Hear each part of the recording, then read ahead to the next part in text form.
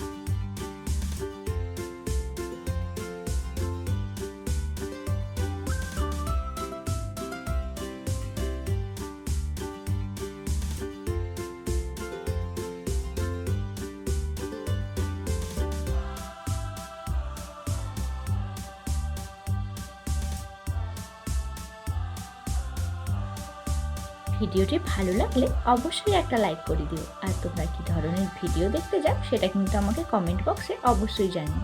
আজকের মতো এখানেই টাটা।